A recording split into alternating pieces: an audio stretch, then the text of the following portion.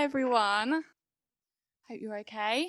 It's been an amazing day of hearing different just bits of wisdom from people. I am talking about 3 steps to waving goodbye to parental guilt. Now, I know I am in the midst of many non-parents who may not want to be or are not at that life stage at the moment, but listen in, because this is a 3-step technique that goes far beyond parenting.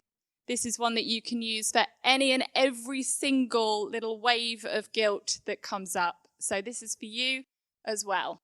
So, see if I'm going to get this right. There are so many things that go together. Salt and pepper, fish and chips, day and night, parenting and guilt.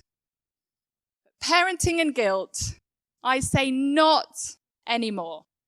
Or any form of guilt, actually, whatever stage of life you're in. I say you do not need to feel any consistent, constant guilt. And I'm going to tell you how. My name is Mathur. I'm a psychotherapist to mums, and I am a mum to 3. And I do not remember a time in my life that wasn't somehow touched or inhibited by a sense of guilt.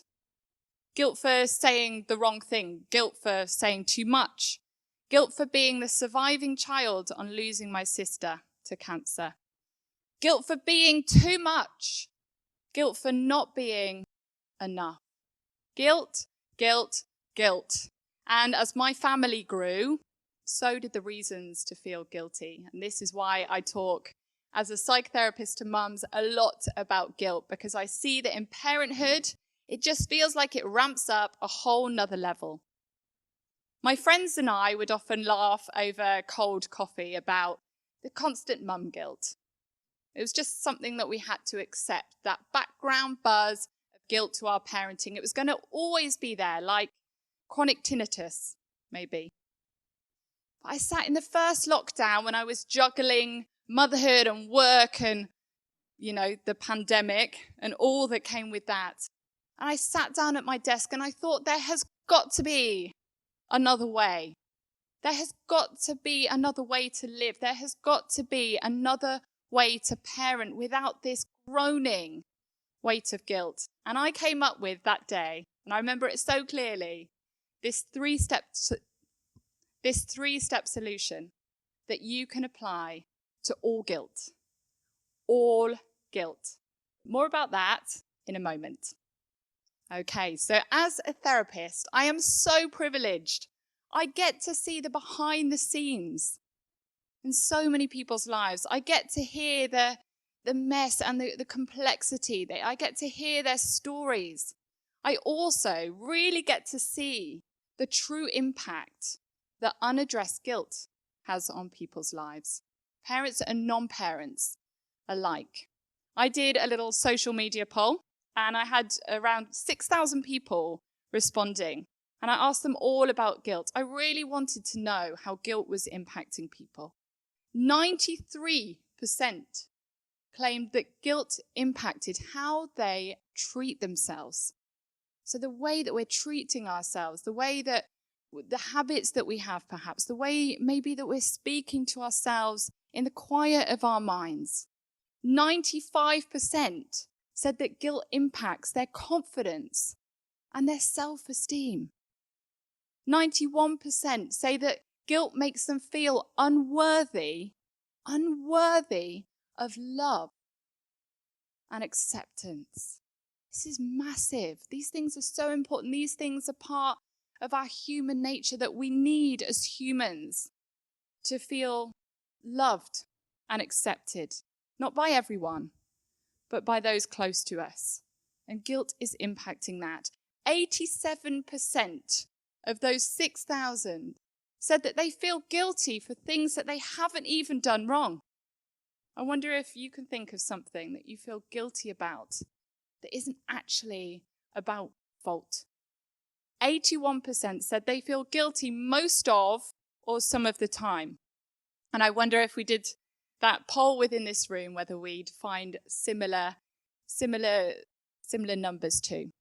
So we have a generation of parents, and I would say a generation of people whose mental health whose self-esteem, whose confidence and well-being are impacted by this feeling of guilt. They are lacking joy. Think about how guilt might stop you from enjoying things because of the narrative that you have in your mind. It's taking some of the shine off, some of the opportunities for joy. People are finding it hard to access and accept support. Sometimes we really, really need that, don't we? And people are engaging in self-neglect, all because of guilt that isn't being addressed. Now, I want to share one thing with you before I share my 3 steps. And I want to talk about shame. Now, this is the foundation upon which my 3 steps sit. I want you to know that guilt, when you feel guilt, it is there to prompt you. It is not there to shame you. Because often what happens when we feel guilt, we go into that place of, guilt says, I have done wrong. I acknowledge I've done wrong. Shame says, we don't address guilt. Shame says, I am wrong. Guilt says, oh, I've done a bad thing there. Shame says, I am bad. I am bad. And we recognize, all of us probably recognize when this happens. And it is so damaging because when we have moved into that place of shame, I am bad. It's not that I have failed at that. It's that I am a failure. It's not that I have done wrong. It's that I am wrong. All our energy often goes then into criticizing ourselves. And we can feel stuck. We can feel unworthy of moving and finding ways to productively deal with it. So shame freezes us, whereas guilt is there to prompt us to do something about it. It's like a little red flag that pops up to say, hey, something needs attention here. But what we often do is we let that little red flag point the finger at us and we move into that place of shame. So this is really important for us to know before we go forward to those 3 steps. So next time when that wave of guilt arises and you find yourself making those statements of, I've done wrong, I've failed, that wasn't really ideal, just make sure that those little phrases aren't then turning into statements about who you are and what you're worth. So the 3-step technique is called ACT. And this is the technique I came up with in lockdown, sat at my desk feeling so finding it so hard under that heavy weight of guilt. It's called ACT. It's address, compassion, tweak. So address. I want you to imagine in your mind's eye taking this guilt out from wherever it sits within you. This is about externalizing that feeling of guilt so that we can identify it and we can name it. And it's not just a feeling that sits within us and drives the way that we feel without us even realizing. So imagine taking this guilt out as if it's a thing from wherever it sits within you. For me, it's like it's here in my core. This is where my guilt sits. So imagine taking it out and holding it in your hand and labeling it. Think about something now as you listen to this. Think about something that you're feeling guilty about at the moment. Take it out. Hold it in your hand. What are you feeling guilty about? I've got an example here. I feel guilty because I've neglected my partner. That's what this guilt is in my core. I feel like I've neglected my partner. That's step 1. That's done. Speedy. Step number 2, C, compassion. Now this is the most important thing. If we are going to make sure that we're not sliding into that place of shame, I am the problem, I am the failure. This is the most important step because compassion is the antidote to shame. Think about a moment where you have shared with a friend or someone who cares about you and you've told them something that you felt guilty or ashamed about. Think about how it felt when they responded with words of compassion. What did it do to that guilt? Did it start sending kind of hairline fractures through that feeling of shame that was sitting in your core? Did it start shaking it up and calling it into question? Maybe I'm not so bad after all. That's the power of compassion. Now, this is about reducing shame so that you can find a way forward. It's about recognizing our failings whilst also taking active responsibility. Showing compassion to yourself and someone else isn't saying, you've done nothing wrong, don't worry about it. It's allowing us to recognize where the responsibility lies, but also know that we're not all bad. We're not all bad. There's hope we can move forward. My example here is I feel guilty because I've neglected my partner. And the bit of compassion that we can introduce into that might be, I didn't realize that we'd become so distant. I'd been focusing on the children and just hoping that it would be okay. Now, I'm no fool. I know that it can be incredibly hard to show ourselves compassion, especially when we're so used to showing ourselves maybe criticism and judgment. So here are some tools. Know that everyone has a story that would evoke empathy in you. Nobody is all bad. And as a therapist, I know that we could sit with someone that has done the most inconceivable, messy, terrible things. And if we peeled away those layers, we would find at the bottom a story that would make us cry. Everyone is deserving of empathy, and that counts you too, no matter what. Number 2, if you find it hard to give yourself some empathy and some compassion, consider what you'd say to a friend.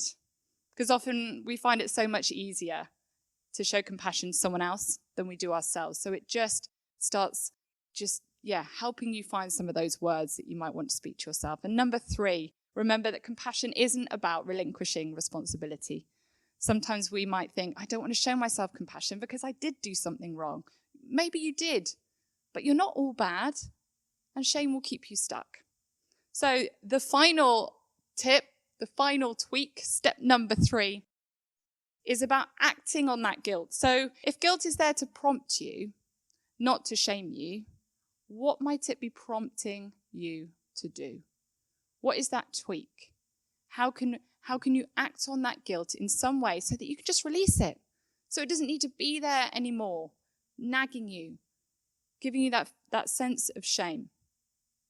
Maybe it's prompting you to have a conversation that might be tricky, but it needs to happen. Maybe it's prompting you to seek a resource or maybe a tool. Maybe you need to do some Googling. Maybe you need to find some tools to help you move forward. And going back to my example, I feel guilty because I've neglected my partner. What might the tweak be there? It might be, I'm going to find some time so that we can talk about ways to reconnect. That's the tweak. I'm not going to sit here and feel guilty about it anymore. This is what I'm going to do. Now, once you've done that, you can place the guilt down. It doesn't belong in there anymore. It's prompted you. You've thought of what you're going to do, and it's not yours to carry. So pop it down. I want to just touch on unjustified guilt. This is that kind of guilt that people feel when they feel guilty, but actually they know cognitively they haven't actually done anything wrong. You know, sometimes we do. Sometimes we do carry that guilt for things that aren't really our fault. Maybe there's guilt around being unwell. Is that your fault? No. Chronic illness, your fault? No. People often feel guilty about these things. Guilt that parents amongst us find parenting hard. It's hard because it's hard. You're not failing at finding hard things hard. But again, something we often carry guilt around. Guilt for an accident. It was an accident. You're human. Maybe guilt around abuse that has happened to you. You know, maybe in this instance, the tweak might be to have some conversations so you can start disentangling that sense of responsibility. And then we can put that guilt down. You've addressed that it's not yours to carry. Now, I know full well that if you ever had fish oil capsules, good old omega-3s, you know that they can repeat on you a little bit. Yeah? Guilt does this too. It can just kind of rise up in us, even when we know that we've addressed it. But if it repeats, just move through these 3 steps again. And this is also really good for those of us who guilt has become a little bit of a habit. You're just so used to feeling guilty that you don't really know what it feels like to not feel guilty about something. Keep moving through these steps, especially that compassion. Start rewriting this narrative that is feeding shame.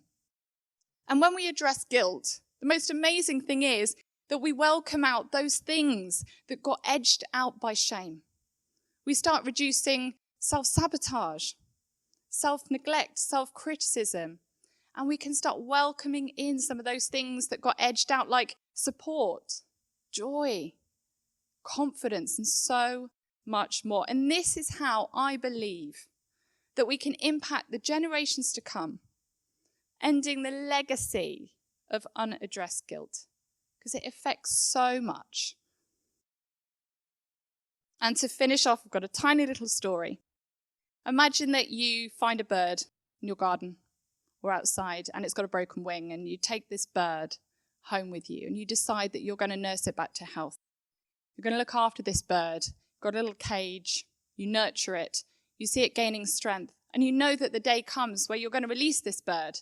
And you take the cage outside, and you open the little door, and you just watch, and you're waiting, and the bird doesn't go anywhere.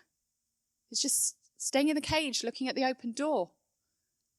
And this begs the question, is the bird in the cage, or is the cage in the bird? Now, guilt is that cage, and shame is the reason that so often we choose not to fly out of the open door. So my hope is that my 3-step ACT technique will help you claim the confidence, the responsibility, and the enjoyment that was actually yours all along. Thank you for listening.